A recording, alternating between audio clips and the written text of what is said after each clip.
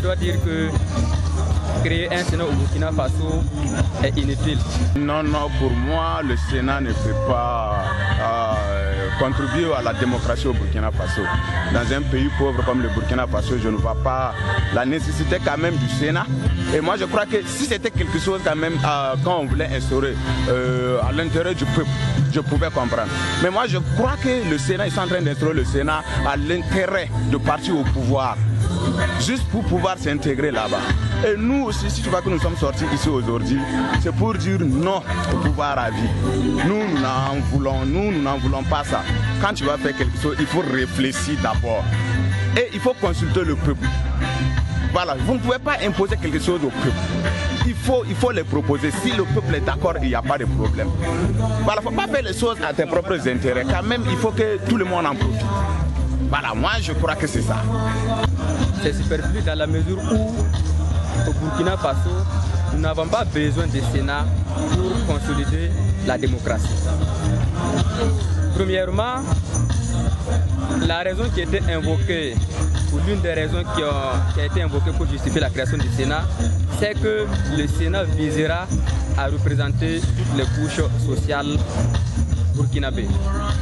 Alors que lorsque vous prenez la nouvelle loi constitutionnelle qui prévoit la composition de ce Sénat, vous vous rendez compte que cette loi-là ne représente pas, ou bien cette composition ne représente pas toutes les couches sociales. La création du Sénat, et comme le chef de file de l'opposition l'a si bien dit, c'est inutile de créer le Sénat en ce sens que notre pays connaît beaucoup de difficultés. Alors aujourd'hui, on constate que tous les secteurs se plaignent par-ci, par-là, et par manque de matériel ou les conditions de vie des gens ne sont pas ça. Mais si aujourd'hui on amène encore une deuxième chambre pour encombrer notre pays, je pense que ce n'est pas ça. Même si vous voyez, même à la fonction publique, on a parlé de 6000 fonctionnaires publics qu'on a recensés. Et maintenant, au lieu de compenser cela, on ne le fait pas. Alors, et on crée le Sénat pour loger des vieillards. Donc, nous, on pense que c'est inutile. C'est plutôt de l'opportunité du Sénat dont il est question. Avec le contexte de vie chère que nous avons, on se demande si le Sénat réellement est opportun. Voilà.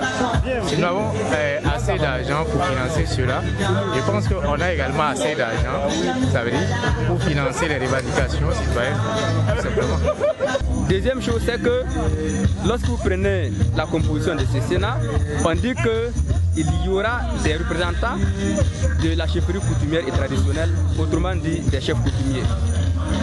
Au Burkina Faso, vous savez qu'il y a des sociétés à État ou hiérarchisées et il y a des sociétés sans État ou non hiérarchisées. Alors sur quelle base vous allez faire donc représenter ces sociétés-là au Sénat? Moi, je ne pense vraiment pas. Même si on devait installer le Sénat, je pense qu'aujourd'hui au Burkina Faso, nous avons d'autres priorités qui sont aujourd'hui manger, dormir, se soigner pour les meilleures conditions de vie. Je pense qu'utiliser aujourd'hui 36 millions pour créer un Sénat, c'est se foutre la gueule de la République. Je pense qu'aujourd'hui, il est plus qu'opportun que le président de la République comprenne que dans ce pays, les gens ils ont besoin plus que jamais d'améliorer, qu'on améliore leurs conditions de vie. De concert la narguer en voulant remercier des camarades politiques parce que quoi. Donc moi, c'est mon point de vue. Vous avez des pays en Afrique ici qui n'ont pas de Sénat, mais qui sont classés parmi les pays donc, en matière de démocratie en Afrique. Je prends le cas du Ghana. Le Parlement ghanéen a une seule chambre. Mais prenez le Gabon, le Parlement gabonais a 2 chambres. Mais la démocratie n'existe pas plus au Gabon qu'au Ghana. Troisième chose, c'est que le Sénat, de notre point de vue, vise tout simplement à remercier des amis politiques.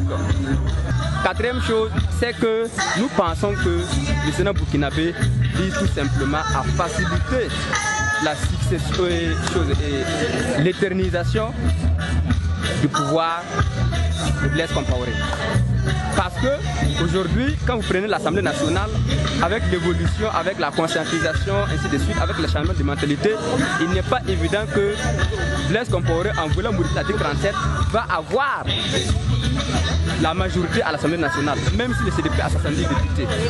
Or, en créant un Sénat qui va constituer une deuxième chambre, eh bien, il pourra donc regrouper facilement donc, cette majorité-là pour pouvoir donc modifier l'article 37. Pour nous, le Sénat vise aussi à modifier l'article 37, faire en sorte que Blaise Compaoré reste, ou du moins, maire pour pouvoir ce à quoi nous nous opposons au niveau de l'opposition.